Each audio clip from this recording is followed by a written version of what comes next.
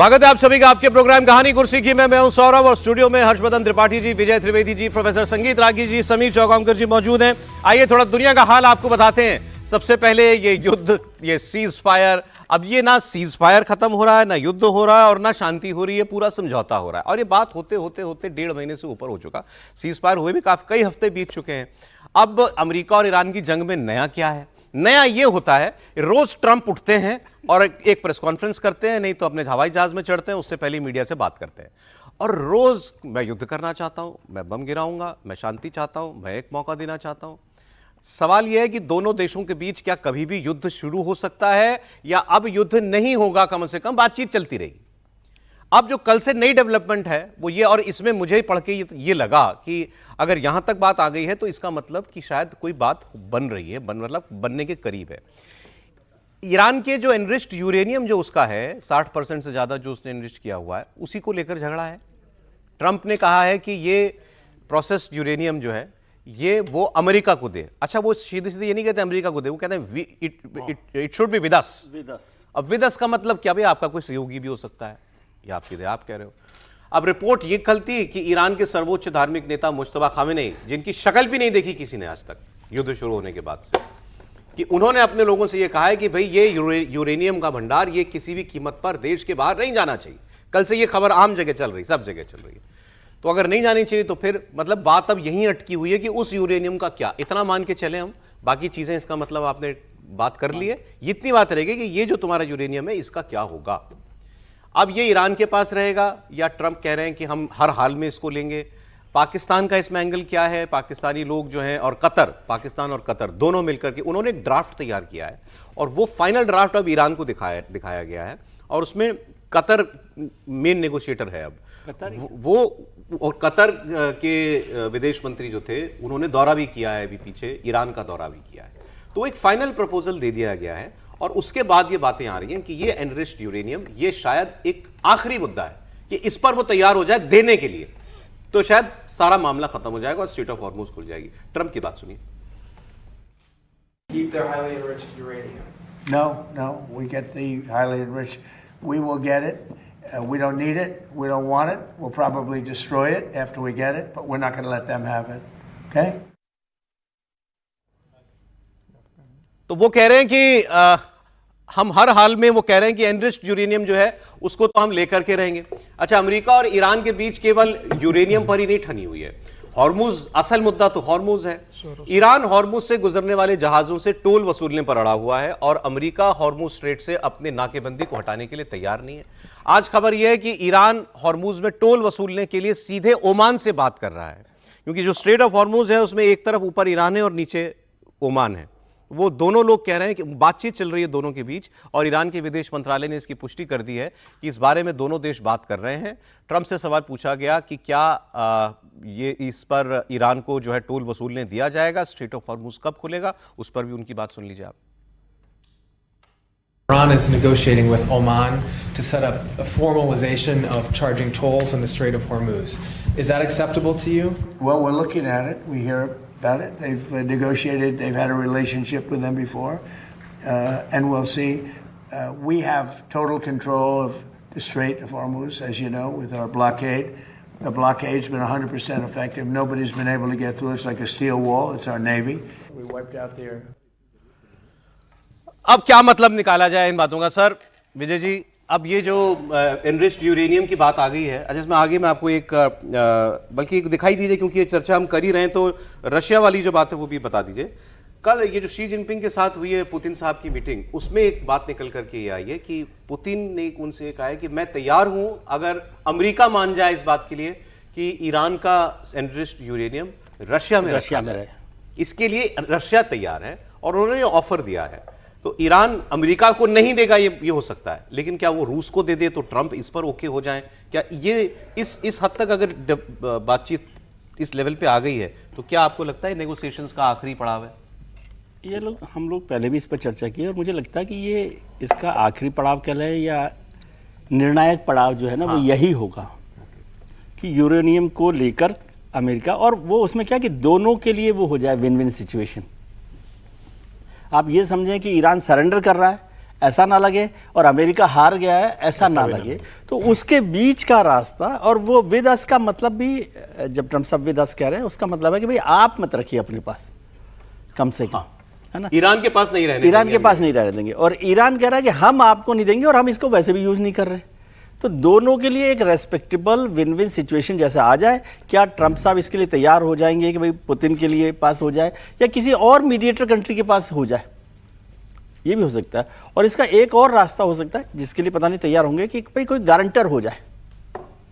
Iran की guarantee कौन लेगा सर? नहीं, गारंटी होती है, मतलब कोई ना कोई बातचीत तो चलती रहती है ना, कि और ऐसा तो नहीं है कि सारे दोस्तों के ऊपर तो बम, दोस्त नहीं मतलब पड़ोसियों तक को तो छोड़ा नहीं। जैसे कतर अभी इसमें मीडिएट कर रहा है, रशिया रशिया उनके साथ है, चाइना उनके साथ है, तो कोई गारंटर के तौर पर हो जाए और ये बात हो जाए कि भाई ये जो है यूरेनियम यहाँ रखा रहेगा और इसका यूज हम नहीं कर रहे। ऐसा कोई ना कोई रास्ता जब तक नहीं निकलेगा तब तक नहीं होगा। और उसको आप मान के चलिए कि दोनों के लिए विन विन सिचुएशन जैसे जब तक कोई वो नहीं बनेगी डील, तब तक ये मसला हल नहीं होगा। उसमें हो सकता है 60-40 का हो हिस्सा, कि भाई अमेरिका के लिए 60% जैसा आपको विन विन सिचुएशन लगे। इजराइल करने देगा कैसे डील? बताता हूं आपको, खबर आपने छेड़ी दी तो। ईरान से जंग के बीच अमेरिका और इजराइल के बीच भी तनातनी की खबर है। एक रिपोर्ट के मुताबिक, एक्सियोस की रिपोर्ट है और वो अमेरिका से ठीक खबरें रिपोर्ट करते हैं। ईरान पर हमला रोकने से नेतन्याहू ट्रंप पर नाराज हैं।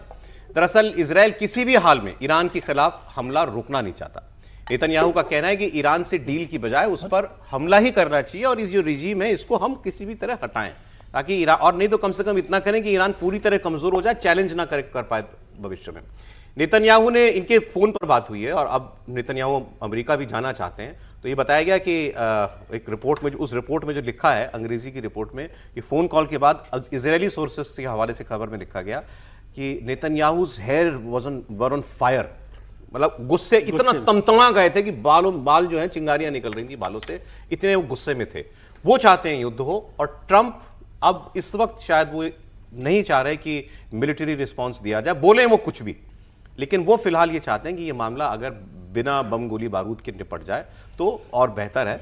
और इसमें क्योंकि अब उनको इतना तो पता चली गया और ये सारी रिपोर्ट्स आ गई हैं कितने बिलियन डॉलर का नुकसान उनका हो गया, 45 जहाज जो हैं वो उनके गिर गए थे। तो उनको पता लग गया है कि भाई आप मिलिटरीली तो ईरान को ऐसा नहीं है कि आप 2-5 हफ्ते के अंदर खत्म कर दोगे, वो आपने करके देख लिया, 2 महीने आप नहीं कर पाए हैं। तो अब इसलिए वो चाहते हैं कि बातचीत के जरिए ही कोई ऐसा रास्ता निकल जाए कि हमारी भी नाक रह जाए और ईरान भी कुछ कहने लायक हो। त्रिपाठी जी, हाँ आप कुछ बोलना चाह रहे थे? नहीं, हाँ त्रिपाठी। नहीं, देखिए मुझे मतलब इस पर तो हम लोग लगभग पहले से ही कह रहे हैं कि रास्ता ही निकालने की बात है। और जो ये खबर आई, ये जो इजराइल और यानी एक तरह से कहें कि ट्रंप और नेतन्याहू की बात करें, वो भी इसीलिए क्योंकि इजराइल शायद उस तरह से नहीं देख रहा है जिस तरह से ट्रंप देख रहा है। ट्रंप निकलने के हर रास्ते खोज रहे हैं और इजराइल जाके क्या है धीरे से एक और कैप मार के चला आता है। तो असली मुश्किल वहां हो गई। लेकिन इस पर मैं आश्वस्त हूं, आश्वस्त मतलब मुझे ऐसा लगता है कि ये युद्ध समाप्त है, अपनी अपनी इज्जत बचाते हुए कोई फॉर्मूला निकाल रहे हैं। और मुझे ये भी लगता है, हालांकि ये अभी दूर की कौड़ी दिख रही, लेकिन ये हो सकता है कि किसी एक न्यूट्रल पॉइंट पर, ज्यादा संभावना कतर की है, वहां पर ट्रंप एडमिनिस्ट्रेशन के साथ सैयद अब्बास अरागची और गलीबाफ इनकी कोई बातचीत हो और वहीं पर यह समझौता तय करके ऐलान। खबर हमने कल पता नहीं बताई कि नहीं बताई, मैं दोबारा बता देता हूं कि अरागची को, ईरान के विदेश मंत्री को, अगले हफ्ते यूनाइटेड नेशन सिक्योरिटी काउंसिल की मीटिंग में बुलाया गया है। सिक्योरिटी काउंसिल में कौन बैठता है? अमेरिका, चाइना, रशिया, फ्रांस, चीन, फ्रांस, ये देश बैठते हैं। तो वहां चीन भी है, वहां अमेरिका भी है, बढ़िया है, वहीं जाए, वहां सारी बात हो उनकी। देखिए, मैं तो पहले दिन से ये मानता हूं, मतलब ये कोई उस तरह की कोई रिपोर्टेड नहीं है, लेकिन मैं पहले दिन से मानता हूं कि अमेरिका की बातचीत तो अरागची और गलीबाफ के साथ ही हो रही है।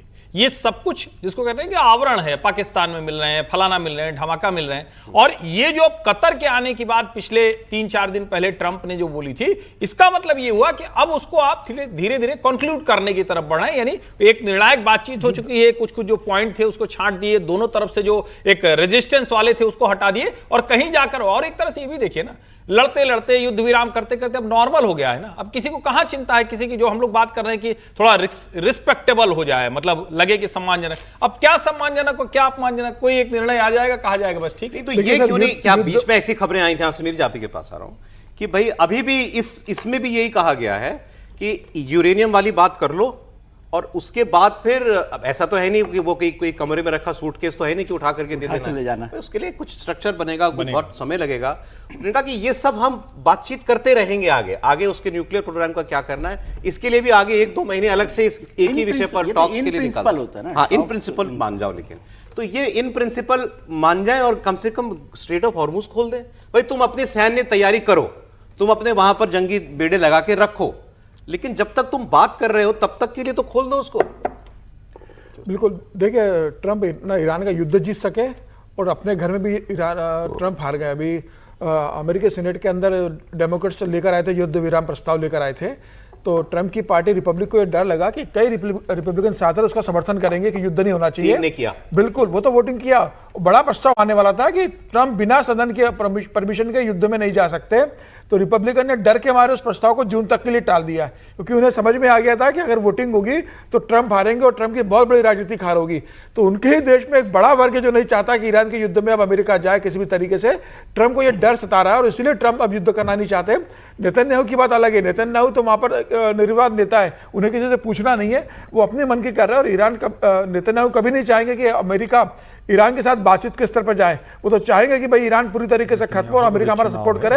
अब अमेरिका ने अपने कदम पीछे खींच लिए। सर 3 पार्टियां हैं इसमें, 3 पार्टियां, अमेरिका, इजराइल और ईरान। बिल्कुल। अमेरिका और ईरान बात करना चाहते हैं, ये तो क्लियर है। क्लियर, मुझे तो ये नहीं हाँ लगा। बिल्कुल क्लियर। तीन ही पार्टी, इजराइल नहीं चाहता। नहीं 3 ही पार्टी कैसे है? फिर 3 पार्टी नहीं है, 4 पार्टी है।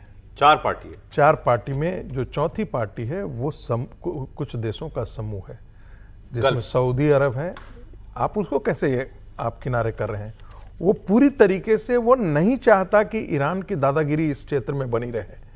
उनकी भी वही इच्छा है जो इजराइल की इच्छा है। ध्यान रखिएगा, मैं फिर इसको गंभीरता से कह रहा हूं। उनकी भी वही इच्छा है कि ईरान एक बहुत बड़ी ताकत के रूप में यहां पर नहीं उभरे, तो उसकी जितनी पिटाई हो सकती है, संभव हो सके तो किया जाना चाहिए। अब नहीं हो रही है। अमेरिका यदि बैकआउट करता है तो आप बताइए कि किस अमेरिका का हौसला टूट गया, मुझे टूट गया पूरी तरीके से। अब देखिए, हौसला टूटने का मतलब आप घुटने समझ रहे टेक दिए अमेरिका हैं? ने। हौसला टूटने का मतलब आप समझ रहे हैं क्या है? कि आपकी जो खाड़ी के देशों पर पकड़ थी यूनाइटेड स्टेट्स ऑफ अमेरिका की, वो कम होगी। आपका जो दबदबा वहां पर पड़ा हुआ था वो आपका खत्म होगा। और जब धीरे धीरे टूटता है, ये वर्चस्व की बात है खाड़ी देशों में, उसकी एंट्री कौन करेगा? चाइना एंट्री करेगा, सऊदी अरब के साथ और अब वहां इन्फ्लुएंस चीन का बढ़ेगा। आप देखिए, आने वाले दिनों में बढ़ सकता है, क्यों नहीं बढ़ेगा? पाकिस्तान जो है वो निगोशिएट करेगा उनके बदले। अरे एक पाकिस्तान पर एक बयान है, क्योंकि पाकिस्तान ठीक है, वो मैसेंजर मीडिएटर जो भी कही आ रहा हूं सर, एक मार्को रूबियो जो विदेश मंत्री हैं इनके, उन्होंने पाकिस्तान की कोशिशों को लेकर के कुछ टिप्पणी की है, वो सुनते हैं। मुझे तो लगता है ऐसे है कि ये एक राउंड फिर होने जा रहा है, अनलेस मोहसिन नकवी की तरफ से कोई बयान आता है। और अगर कोई बयान आता है तो फिर जाहिर है कि जो डोनाल्ड ट्रंप के पास well, I don't want to get ahead of it. I think we've made some progress, but obviously we're dealing with a system that itself is a little fractured. So the Iranian system, and so, but that said, there'll be a couple visits. I understand. I believe the Pakistanis will be traveling to Tehran today, so hopefully that'll advance this further. The president's preference is to do a good deal. That's his preference. It's always been his preference. If we can get a good deal done, that would be great. I'm not here to tell you that it's going to happen for sure, but I'm here to tell you that we're going to do everything we can to see if we can get one. But if we can't get a good deal, the president's been clear. He has other options. I'm not going to elaborate on what those are, but everybody knows what those are. But his preference is always a deal. His preference is always an agreement. His preference is always diplomacy. So let's see if we can get there. There's some good signs, but we understand this. I don't want to be overly optimistic as well. So let's see what happens over the next few days. अब क्या मतलब निकालें इस बात का? अब कह रहे हैं हमारी प्राथमिकता है कि बातचीत से हल हो जाए मामला, लेकिन हमारे पास दूसरे ऑप्शन भी है। ये बात तो खैर ये 3 महीने से कह रहे हैं। इस मुकाम पे आके इस स्टेटमेंट का क्या मतलब है त्रिपाठी जी? नहीं देखिए, पाकिस्तानी बड़ी कोशिश कर रहे हैं, सर उन्होंने कहा। मार्को रूबियो जो कह रहे हैं वो तो एक सामान्य बातचीत है, जो आप जिसको कहते हैं ना कि सवाल पूछ लिया गया है तो उसका कुछ जवाब देना ही होगा। लेकिन इसको हम यूं भी न देखें कि ट्रंप खत्म हो गए, अमेरिका खत्म हो गया, वहां से हार के लौटा है, ऐसे हमें नहीं देखना चाहिए। और ये ठीक बात कह रहे हैं प्रोफेसर साहब कि अगर अमेरिका कमजोर होगा तो चीन मजबूत होगा। ये तो नहीं हो सकता ना कि कोई फोर्स वहां रहे ही नहीं, ये तो कोई न कोई दो में से एक फोर्स तो रहेगी। अमेरिका अभी भी मजबूत है। अमेरिका उस दिन माना जाएगा कमजोर हो गया जब ये जो सऊदी और ये सारी कंट्री जो है ना, ये सब कहें कि नहीं अब हम अमेरिका की बेस हटा रहे हैं। उस दिन तक मैं मान ही नहीं सकता, या दुनिया को ये दिखेगा कि किसका कब्जा है। फिर हम ये कहते हैं कि अमेरिका टूट गया। टूट गया शब्द की बजाय ये कहें कि अमेरिका हौसला को टूट एक नहीं, हौसला नहीं टूटा है भाई उसका। ठीक है। अगर उसका हौसला टूटा होता तो ईरान भी कहता कि ठीक है हम नहीं मानेंगे। आप इसको दोनों तरफ से देखिए। वो बुरी तरह से पिटा हुआ, बर्बाद हो चुका मुल्क है। हां, बस एक चीज वो कह रहा है, चाहे बदन पे कपड़े न रह जाएं लेकिन हम मानेंगे नहीं। और उसकी ज्योग्राफिकल लोकेशन ऐसी है कि वो नहीं मानने की स्थिति में है। उसके यहां कोई कब्जा नहीं कर सकता। उसने एक जो रास्ता है उसको वेपनाइज कर दिया, हथियार बना दिया। तो हम ये कहें कि दोनों को अपनी अपनी लिमिट पता चल चुकी है और इसलिए दोनों चाह रहे हैं कोई एक बीच का रास्ता निकले। अमेरिका टूट गया है या अमेरिका 42 हवाई जहाज उसके खत्म हुए हैं और 2.6 बिलियन का इक्विपमेंट बर्बाद हुआ है। हाँ, ये जाहिर है, ऐसी लड़ाइयों में ये तो होता ही है। मतलब मैं तो कह रहा हूं ये हमारे नेता विपक्षी ऐसे सोच सकते हैं कि आप लड़ाई हो कुछ ना हो, वरना तो दुनिया में हर कोई जानता है ना, कोई भी लड़ाई हो वो उसमें नुकसान होता है। और अगर उसका दूसरा पहलू हम देखेंगे तो क्या हुआ ईरान का, उसका आप लिस्ट अगर बनाएंगे तो 2-3 शो करना पड़ेगा। अब वो एक सऊदी अरब वाली खबर है, वो दे दीजिए पहले। मैं आपसे कह रहा था कि अगले कुछ दिन तो कुछ शांति रहने वाली है। उसकी एक वजह है क्योंकि हज का सीजन शुरू हो गया है। अब इन दिनों जो है वो हज की यात्राएं होती हैं, वो होगा आपके पास लिंक होगा वो। तो उसमें क्या है कि 25 तारीख से शुरू होकर के वो 30 तारीख तक 5-6 दिन जो हैं वो हज की यात्राएं की जाती हैं। दिखाते हैं आगे। तो उसमें चूंकि बहुत सारे दुनिया के लोग वहां पर आएंगे हज यात्रा करने के लिए, उसको देखते हुए मुस्लिम देशों ने आग्रह किया है ट्रंप से कि इस वक्त तो आप कम से कम ईरान पर कोई हमला ना करें, इस वक्त आप शांति रखिए। और इसमें भी खासतौर पर सऊदी और यूएई का कहना था कि ईरान पर अमेरिका अगर हमला करता है तो इसके जवाब में जो वो पहले करता आया है वो सऊदी अरब पर, रियाद में और अबू धाबी पर मिसाइलें गिराएगा। ऐसा होगा तो बहुत अफरा तफरी मचेगी और हज यात्रा पर आए लाखों लोग जो हैं वो इसका शिकार बन सकते हैं। इससे दुनिया भर में बहुत नाराजगी पैदा होगी। और इसके बाद उन्होंने शायद अभी फिलहाल फौरी तौर पर हमला टालने का ऐलान, अभी फैसला जो है कर लिया है। और रमज़ान के दौरान ही ईरान पर हमला किया गया था, ये भी आप याद रखिएगा। अब दावा किया जा रहा है कि अमेरिका हज खत्म होने से पहले शायद समझौता हो जाए तो बहुत अच्छी बात है, लेकिन हमला तो वो शायद ना करे। बात रह गई पाकिस्तान की, तो पाकिस्तान के विदेश मंत्री, होम मिनिस्टर मोहसिन नकवी, पाकिस्तान का फील्ड मार्शल, ये ईरान के खूब चक्कर लगा रहे हैं। इस पर पाकिस्तान की मीडिया में क्या कहा जा रहा है, ये क्या करने जा रहे हैं, इनका क्या ब्रीफ है, ये अमेरिका से क्या बात करते हैं, ईरान को क्या बताते हैं, सुनते हैं। नजम सेठी को चलाते हैं। मुझे तो लगता है ऐसे है कि ये एक राउंड फिर होने जा रहा है, अनलेस मोहसिन नकवी की तरफ से कोई बयान आता है। और अगर कोई बयान आता है तो फिर जाहिर है कि जो डोनाल्ड ट्रंप के पास और कुछ चारा नहीं है। अगर बयान आता है कि जी कुछ मुज़ाकरात फिर से होंगे, इसका ये मतलब है कि नकवी साहब ने ईरान को कन्विंस कर लिया है और फिर उसके बाद अमेरिका को कन्विंस किया है। दोनों को करना पड़ेगा, दोनों ने अपने मैक्सिमम डिमांड्स रखे हुए। तो अब मुश्किल लग रहा है, मुझे तो ऐसे ही लग रहा है कि एक दफा फिर बातचीत शुरू हो भी जाती है, एक राउंड फिर हो भी जाता है, तो उसके बाद फिर एक जंग फिर से होनी है। तो ये कह रहे हैं एक राउंड अभी और होगा। अरे सर, मुझे हैरानी है कि वार्ताकार ऐसे बदल जाते हैं क्या? आसिम मुनीर, इनका फॉरेन मिनिस्टर, ये दोनों लीड कर रहे थे, इशाक डार। अब अचानक से मोहसिन नकवी की एंट्री होगी, वो अब ईरान को जाके बता रहे हैं कि क्या बात करनी है।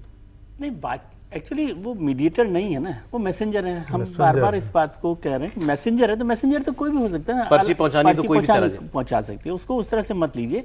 लेकिन फिर भी पाकिस्तान अपने आप को एक अहम भूमिका में समझ रहा है कि कम से कम इस पर कुछ तो ऐसी बात हुई है कि जहां हम खड़े हुए हैं और वो दोनों तरफ की पर्चियां इधर से उधर ले जाने में काम कर रहा है। लेकिन कतर की भूमिका महत्वपूर्ण है और कतर कैसे इस नेगोशिएशन को कहां तक पहुंचा सकता है। मुझे बार बार आपने भी बहुत जिक्र किया नेतन्याहू साहब का, इजराइल का जी। अब ये जो स्थिति जहां आ गई ना, वहां इजराइल कोई भूमिका में नहीं है मेरे हिसाब से। इजराइल किसी भूमिका में नहीं है? हाँ, मतलब जो भी तय होगा वो इसको इजराइल तो को एक ट्रंप तरह ने से भी out- स्टेटमेंट दिया कि मैं जो चाहूं नेतन्याहू से करवा सकता हूं। नहीं करवा सकता हूँ, जरूरत ही मुझे नहीं लग रहा कि अब वो इस युद्ध की जो स्थितियां जहां पर पहुंच गए हैं, जब खत्म हो गया या चालू है या समझौता जो होना, उसमें इजराइल की भूमिका कोई बहुत महत्वपूर्ण भूमिका के तौर पर मैं नहीं देख रहा। अब जो तय करना है वो अमेरिका, एक राउंड और होगा जैसा वो नजम सेठी कह रहे थे। खैर राउंड तो चलते रहते, बातचीत के राउंड तो एक राउंड होगा देखिए- बहुत शॉर्ट में सर। अंतिम राउंड के बाद भी एक राउंड और हो जाता है। देखिए, ईरान को लेकर के, ईरान के साथ संबंधों को लेकर के अब पाकिस्तान बहुत गंभीर है और उसको लग रहा है कि ये सही मौका है जब अरब कंट्री के अंदर और खासकर ईरान के संबंधों को लेकर हम बहुत एक मजबूत भूमिका लेकर के आएंगे और इससे उसका फायदा होगा।